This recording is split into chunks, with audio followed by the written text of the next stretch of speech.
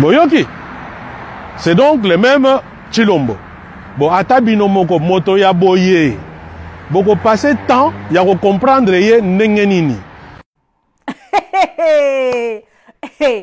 Vous m'avez tellement identifié sur le discours du président aux Nations Unies en 2022. Mais j'ai dit, oh, donc tous les journalistes là, le média, tout le monde, les journalistes YouTube, TikTok, je sais pas, Facebook. Donc depuis 2022, vous n'avez pas vu ça. Vous n'avez pas vu cette séquence-là. C'est aujourd'hui seulement. Ok. Tokendekak. Suivons. Sur la nécessité de poursuivre les efforts en cours, tant au niveau international qu'à celui des États, pour créer des espaces d'égalité du genre et des opportunités de liberté et d'action pour la femme.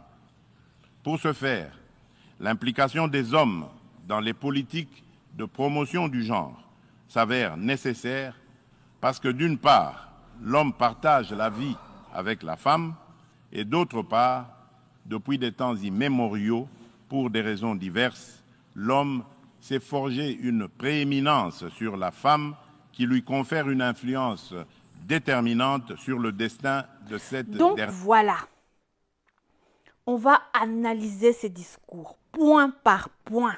Moi, j'applaudis d'ailleurs ces discours, oui.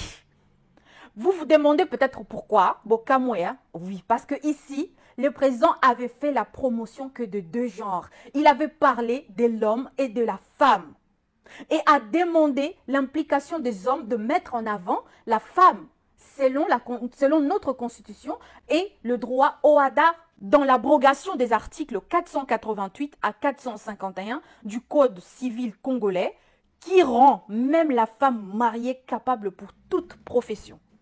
Et ça a été un choc pour les Nations Unies qu'en 2022, un président puisse tenir un discours qui exclut d'autres genres.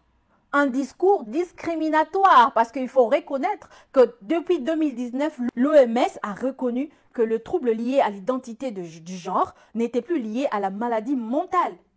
D'où on parle de l'inclusivité dans la notion du genre. Là, ils ont reconnu 48 genres. Il existe maintenant 48 genres.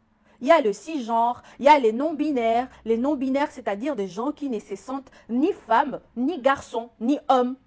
Il y a le transgenre, il y a les xénogenres, c'est-à-dire les gens qui se sentent animales, par exemple, se sentent chien, chat, mpoukou, je ne sais pas, tchéké. Donc ça englobe un peu tout ça là. Notre constitution reconnaît que deux genres. Et dire ça aujourd'hui devient discriminatoire. D'où maintenant vous comprenez pourquoi ils veulent introduire la notion du genre. Donc, c'est très large. Il faut qu'on soit éveillé pour comprendre en gros. Donc, ne soyez pas distraits.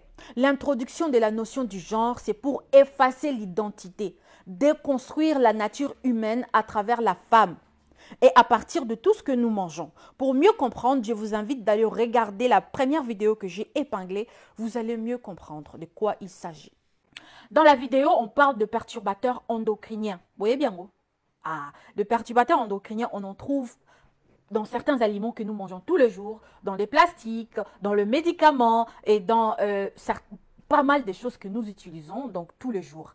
Et ces perturbateurs endocriniens viennent féminiser les hommes. Donc, il y a loba et ils aussi ça bo pikiliki ya mibali, bo pikiliki aussi là. Tozo mona ba guerrier na biso, nenge bazo koma lekeleke. Hein? Bo pikiliki aussi là. Et ba maman landa ko se pel susté ba komi ko silika. Et puis conflit ezokota na mabala, conflit ezokota na bandako. Tout ça là, eza complot. Tozo tala karabo na miso. Te to boyango, to lingi yango ti. Faut que boya. Donc, arrêtons avec le fanatisme. Arrêtons de réfléchir par procuration. Ces combats concernent nous tous. Il n'y a pas de couleur politique là-bas. Il s'agit ici de sauver nos valeurs. Hein?